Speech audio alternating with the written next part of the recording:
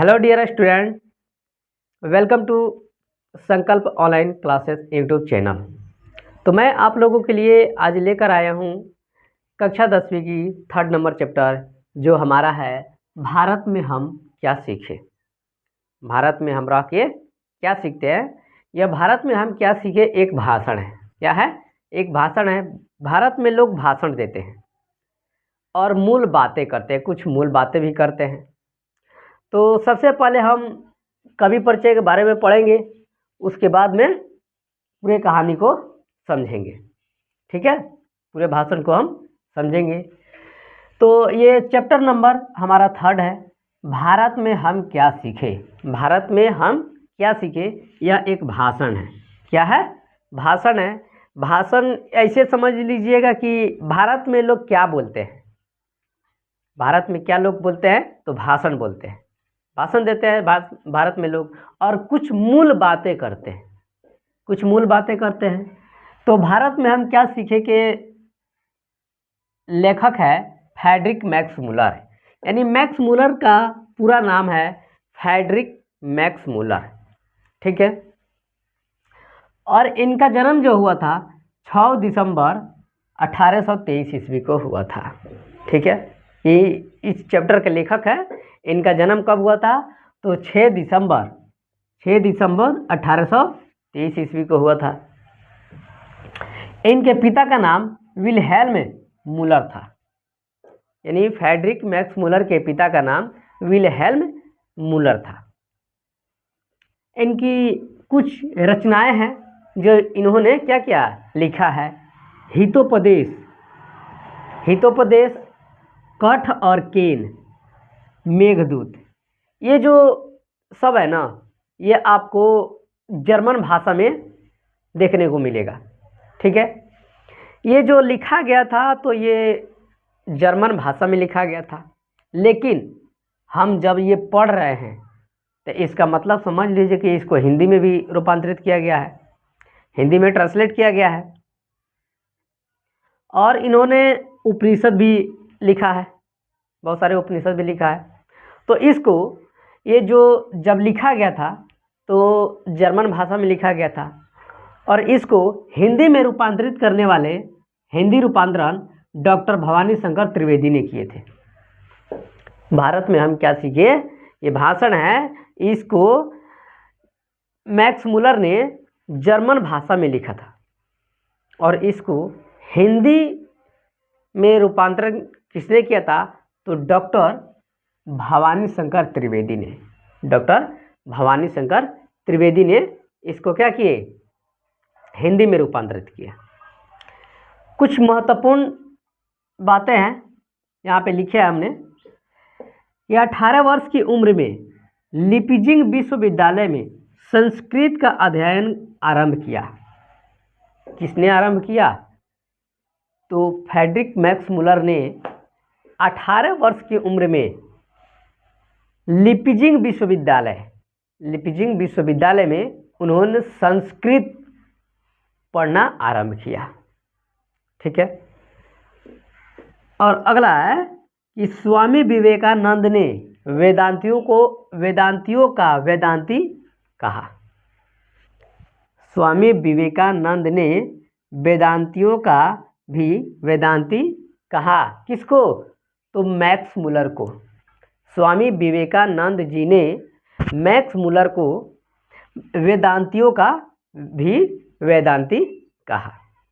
ठीक है, अगला है विक्टोरिया ने मैक्स मूलर को नाइट की उपाधि दी। विक्टोरिया की जो रानी थी ना, वो मैक्स मूलर को नाइट की उपाधि दी। ये आपको चित्र में दिख रहा होगा, ये है विक्टोरिया रानी। विक्टोरिया की रानी है, जो इन्होंने क्या किया था? मैक्स मूलर को नाइट की उपाधि दी थी। नाइट की उपाधि कब दी थी? तो 1868 ईस्वी में दी थी। और ऊपर आप देख सकते हैं ये लेखक है, मैंने कुछ चित्र बनाया है, ये है हमारा लेखक।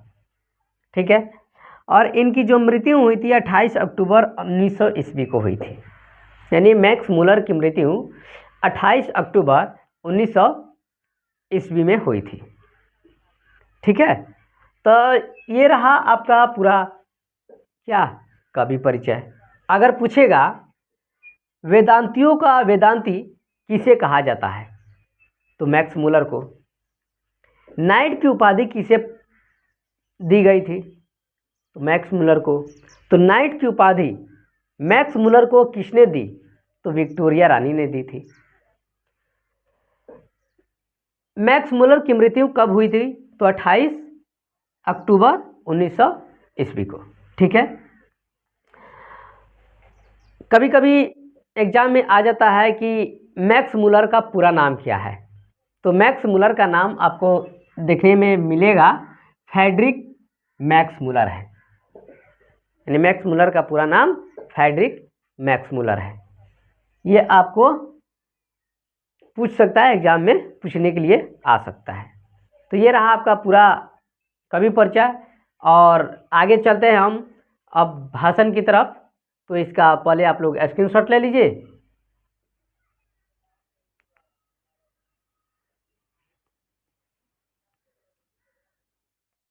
इस कहानी में आपको लगेगा कि लेखक ने इस भारत को इतने तारीफ किए, इतने तारीफ किए, इतना बड़ाई किए। बिहार के लोग तो जानते ही होंगे कि बड़ाई का मतलब क्या होता है, बड़ाई किसको बोलते हैं, बड़ाई कैसे किया जाता है, तो बिहार के लोगों को पता होगा। तो लेखक ने इस देश को इतना बड़ाई किया है, बहुत बड़ाई किया है। चाहे आप मान लीजिए कि धर्म के आधार पर और विज्ञान के आधार पर और संस्कृति के आधार पे क्या किया है, इस देश को बड़ाई किया है, इस देश के बारे में क्या किया है, बड़ाई किया है। और यहाँ की जो भाषा है संस्कृत, भारत की ही नहीं बल्कि पूरे विश्व की भाषा है। क्या प्राचीन भाषा क्या है, संस्कृत है। तो संस्कृत की भी बड़ाई हुई है। कहाँ, तो इसी चैप्टर में किसने किया, तो यहाँ के लेखक। किस लेखक, कौन से लेखक, तो इस चैप्टर के जो लेखक है वही इसका बड़ाई किए हैं। ठीक है। तो मैंने सबसे पहले कुछ मुख्य बातें नोट किया है। तो सबसे पहले सर्वविध संपदा और प्राकृतिक सौंदर्य से परिपूर्ण कौन है, हमारा भारत है। आपको पता है कि सर्वविध संपदा यानी संपत्ति भी क्या है, हमारे देश में भी संपत्ति अधिक है। वो बात अलग है कि जब यहाँ पे मुगलों का शासन हुआ तो यहाँ से सभी क्या हुआ, सोना चांदी जीरा हीरा जवाहरात जितना हुआ वह लूटा गया। लेकिन हमारा जो भारत है ना, प्रकृति का भी सौंदर्य बहुत अच्छा है। तो सर्वविध संपदा और प्राकृतिक सौंदर्य से परिपूर्ण देश कौन है, हमारा भारत है। भूतल पर ही स्वर्ग की छटा निखरती है, भूतल पर ही, इसी धरती पर ही स्वर्ग की छटा क्या होती है, निखरती है। असली भारत ग्रामीण में बसता है। लेखक ने कहा कि जो विदेशी लोग आते हैं और दिल्ली मुंबई कलकत्ता शहरों जैसे घूम के चले जाते हैं, लेकिन आप कभी हमारे गांव में आइए, कभी हमारे गांव में आइए तो क्या होता है, असली भारत तो हमारे गांव में है। असली भारत कहाँ बसता है, तो असली भारत हमारे गांव में ही बसता है। पुरातत्व विभाग के हेड के कनिंघम है। उस समय पुरातत्व विभाग के हेड कौन थे, तो के कनिंघम थे। ठीक है। भारत का गवर्नर जनरल, उस समय भारत का गवर्नर जनरल वारेन हेस्टिंग्स थे। उस समय भारत के गवर्नर जनरल वारेन हेस्टिंग्स थे। 172 दारिश नामक सोने के सिक्के का घड़ा मिला। अब देखिए, उस समय 172 दारिश नामक सोने के सिक्के का घड़ा मिला। किसे मिला, तो के कनिंघम को, किसको मिला, तो वारेन हेस्टिंग्स को। 172 दारिश नामक सोने का सिक्का, कौन उस समय गवर्नर जनरल थे, कौन, वारेन हेस्टिंग्स। कहाँ के, तो भारत के। भारत ब्राह्मण या वैदिक धर्म की भूमि है। भारत जो है ना, हमारी जो भारत है, ब्राह्मण वैदिक धर्म की क्या है, भूमि है। प्राचीन भाषा संस्कृत सबकी अग्रजा है। प्राचीन भाषा क्या है, सबसे प्राचीन भाषा क्या है, तो हमारा संस्कृत है। लगभग 3000 वर्ष पहले की बात है। ये संस्कृत जो है ना, सबसे पुरानी भाषा है, सबसे यानी सबकी अग्रजा, यानी सबका सबसे क्या है, बड़ा है कौन, हमारा संस्कृत भाषा। ये विश्व की सबसे प्राचीन भाषा है कौन, संस्कृत भाषा। धर्म, देवता, भाषा, विज्ञान, रीति रिवाज, ये क्या है, यहाँ के सब बेटर है, सबसे बेटर है। क्या, धर्म भी सबसे अच्छा है, देवता, भाषा, विज्ञान, रीति रिवाज, भारत की सब संस्कृति क्या है, सबसे बढ़िया है। किसने कहा, तो हमारे मैक्स मुलर साहब ने कहा, यहाँ लेखक ने कहा। ठीक है। उसके बाद इंग्लैंड से भारत आए सर विलियम जोन्स। उस समय इंग्लैंड से एक व्यक्ति आए, वो भी भारत यात्रा करने के लिए। कौन, सर विलियम जोन्स। किस रास्ते से आए, तो समुद्री मार्ग से आए। उस समय एरोप्लेन से का थोड़े आए, उस समय तो एरोप्लेन था ही नहीं, तो उस समय काशी से आए, तो उस समय समुद्री मार्ग से आए। ठीक है। उसके बाद एक है कि भारत के इतिहास के एक अध्याय में, यानी हमारे लेखक साहब कह रहे हैं क्या, भारत के इतिहास के एक अध्याय को अगर पढ़ लिया जाए तथा उस पर तर्क वितर्क कर लिया जाए, तो पूरे विश्व में जितना ज्ञान हो जाता है, पूरे विश्व का पूरा ज्ञान क्या होता है, हमें प्राप्त हो जाता है, जितना पूरे देशों के किताब को पढ़ने से नहीं होता है। देखिए, मैं यहाँ हमारे जो लेखक कह रहे हैं कि अगर भारत के इतिहास का एक अध्याय अगर पढ़ लिया जाए, तर्क वितर्क कर लिया जाए, तो पूरे विश्व का ज्ञान एक ही अध्याय में मिल जाएगा। ये हमारा इतिहास है। उस समय की बात है कि कुछ लोग आए, राज किए भारत पे, लूट-पाट के चले गए, उसका तो बात अलग है। लेकिन हमारा जो इतिहास है, भारत का तो जो इतिहास है वो बहुत पुराना है। अगर इस इतिहास को पढ़ लिया जाए ना, अगर इतिहास के एक अध्याय को पढ़ लिया जाए, तो समझ लीजिए पूरे भारत के इतिहास को पढ़ लिया गया।